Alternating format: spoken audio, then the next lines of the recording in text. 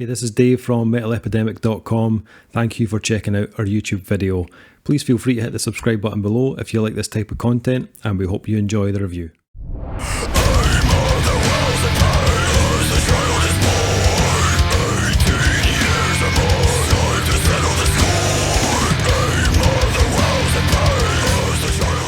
What's up guys, Dave here from Metal Epidemic, back with another album review. And for this review, Duncan Kyle and myself have been checking out the new album from Floridian tech death metal band Abiotic. The band's new album Ikigai will be released on February 12th via the Artisan Era.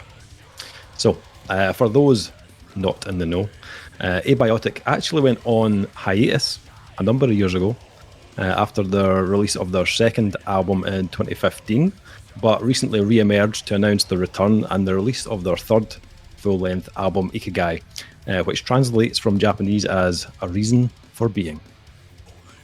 Each song represents a different approach to that concept. The band said after 5 long years we decided that as much as we love albums about space and aliens, we wanted to write something that could be felt and that would be relatable, as we all struggled to find a reason to carry on in these trying times.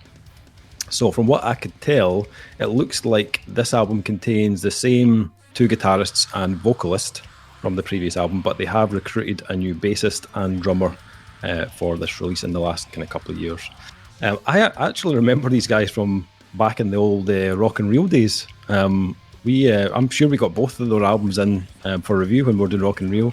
I remember being kind of pretty into both releases. I had a wee listen back to them and prep for this review, and I think they still hold up pretty well. I think I preferred their first album, Symbiosis, to their sophomore release, but it was more a kind of production thing than anything else. The kind of drum sound on the second album just wasn't to my liking. It was a wee bit clicky, I think is the technical term for it.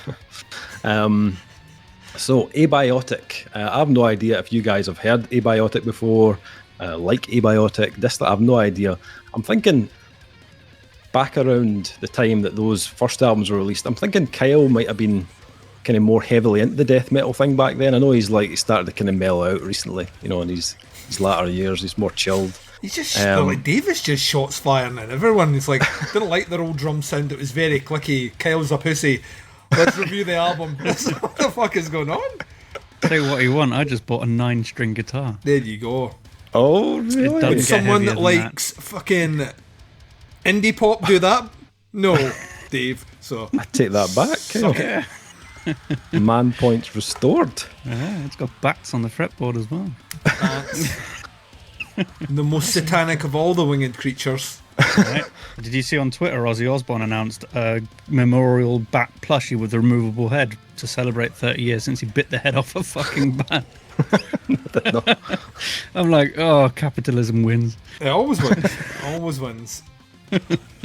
I'm gonna buy them. So what you're gonna say is that the next time you go to reach for a plushie and almost fall off your chair, it'll be the head of a bat that comes off from Velcro. Yeah. Good to know. That'd be great. Good to know. Yeah. So Kyle, had you heard of these guys before? I had, yeah, I think. Oh, yeah, I'm definitely think I had. Okay. And Duncan, I'm assuming you haven't been jamming any Abiotic up until this album review. How very fucking dare you, Dave? Shots fired. That's right. I will like to just stress here that you said they are I believe Floridian, did you say? I did. Yeah, which is better than my guess, which was native Japanese. Well, you see, there's method in my madness here, Duncan. Mm-hmm. I know I run the gauntlet sending you an album like this. I know this. Yes. I know this. But I saw through your ruse. I saw through it pretty quick. Did you? Yeah, because the opening track kicked in. I was like, oh, hello. Oh, Japanese folk music, is it? Very nice. And then, very much like the Trojan horse, enter the death metalers. And then more death metal, and then more death metal, and more death metal. It's safe to say this is a death metal album, Dave. It is death metal of the technical side, yes. On the techie side, yeah, a little bit technical. Some would say technical death metal, Duncan. I believe that. I think we should christen the genre that. I don't think anyone's put them together yet. No. I think we're doing it right now. Metal Epidemic You 2021. heard it first. Technical death You metal heard is it a here, genre.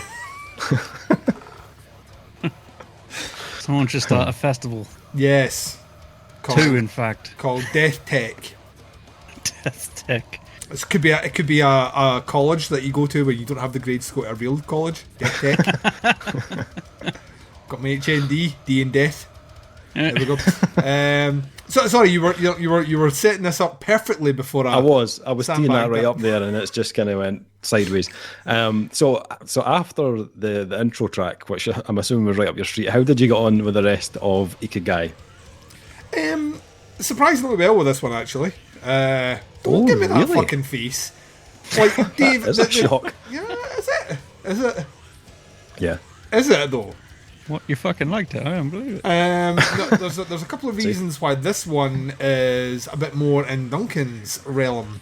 Is that do this tell. band is varied, unlike some of the other quote-unquote technical death metal you've sent me, which is one form. Yes, lots of notes, but one form.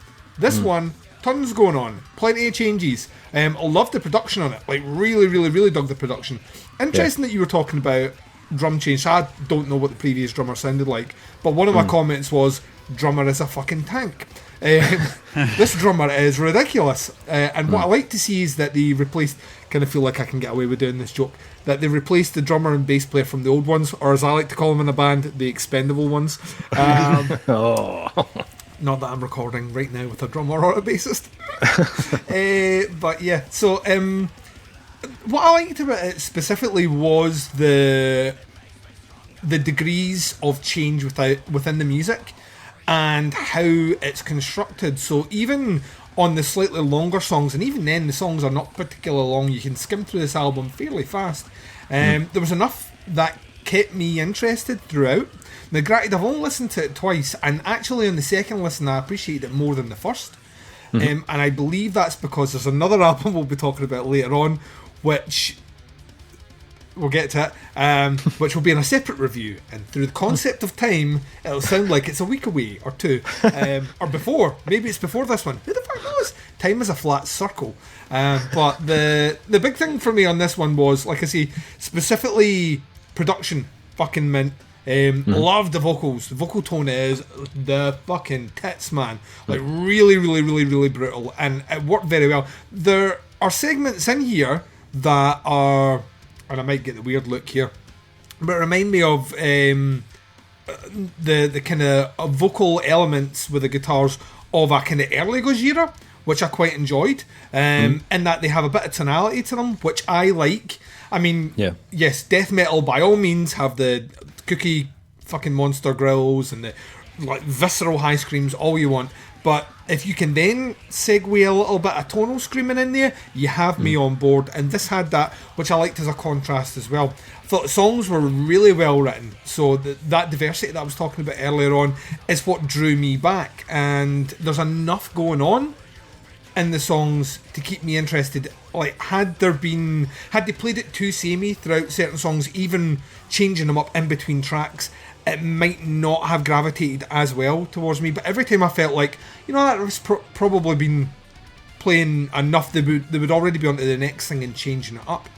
Yeah, I was surprised by this because, like I say, I genuinely thought, after listening to the first song in particular, I was like, right, this is death metal, it's going to go one of two ways with me. And the longer it went on, and specifically on the second listen, I felt more into it. Like tracks like Souvenir of Skin, which is fucking awesome, and also great name for a song. Or even like the Smouldered and The Wrath. I think those two songs, particularly back to back, work really well. And this is as techie death metal albums go, as the novice of the group in that particular genre of like. This one is more in line with my sensibilities. Now that might mean that because I like it, like in a lot of these genres where I'm kind of an interloper, that you guys don't. So I'll be interested to see what you make of it. But yeah, it landed surprisingly well with me. Interesting. I'm not just saying that because there's Japanese artwork and they open with a Japanese folk song. Not saying that at all. That Sweet. is what you call a cherry on top of the sundae. Big Kyle, 9 strings. What you got to say, my man? Like Kyle and String. Oh, I like that nickname. I like that a lot. I have to remember that one for like my epitaph. It's an like epitaph you Kyle. bought. Huh? Did he do 9 strings? No, here lies Kyle, owned a 9-string guitar. Nice. No, I mean, this album, I don't really know what to say about it, because it opened up and I was like, okay, fair enough. The opening song was very calm and very, very Japanese. I didn't pick up it was a folk song, but it was awesome and I liked it a lot. And then it went into the first few songs and I was like, have I heard this album before? I swear I've heard this before somewhere. It's got a lot of influences that I picked up right away. Yeah. Like, for one, some stuff like the later Decapitated it reminded me of, and some Sixth in there as well, and a little bit of like, what are they called? Ion Dissonance and stuff like that. But they make it their own. A lot their own. So it was like, yeah, I've kind of heard this stuff before. I can hear their influences, but they're definitely doing their own thing. So I really appreciate that. And the songwriting and production was pretty good, even though they used drum samples, which was blindingly obvious. They may well have had a real drummer playing that, but if you listen to the blast beats, every single snare hit is exactly the same and all even. And it's like, okay, guys. I mean, I I what's get hilarious? After we do these reviews, you've no idea how many messages I get from drummers of the bands that we're reviewing telling me if it's sampled or if it's real. I got one other day from the Fractal Generator drummer, sent me a message to tell me that it was played on an electronic kit, but it was a drummer playing it. I was like, alright, good, cool, cheers. Well, see, this is. I mean, I have yet to hear any other reviewers online that go into that much detail on the reviews. That's why I might be wrong here and there, but I can usually tell if it's a human playing an electric drum kit. That's really hard to tell because it's like the playing will be quite uneven, like a drummer is, because they're human. But the samples will be the same if they've played it using the drum kit samples, or if they've taken the MIDI and replaced it with like Stephen Slate drums or Superior Drummer or something like that. So then they've got a lot deeper sample packs to take from. So it can be hard to tell sometimes. But but this one was really obvious because all of the snare hits, like do, every single one is the same. But that's the only way I could fail it. That's it. The rest of it was really good, even though I could definitely pick up on the influences that I thought they sounded like. I was like, yeah, it was really good. Except for... No, that's not this one. What was one of these songs? It was like... I don't remember which one. I don't think it was this. I'm just looking at the song list like, no, these ones are all good. I like these ones. I put it on 3 times, and it's... No, 4 times this one says here, so that's odd for me, actually. Usually I go 2 or 3, but 4 is like, okay, I enjoyed it. I'll play this one again. So... Yeah, good job. That's all I mean. Yeah. Nice one. I was glad to hear these guys back doing their thing. I think they've jumped back in at a time where this sort of stuff is on a bit of a rise, like in popularity.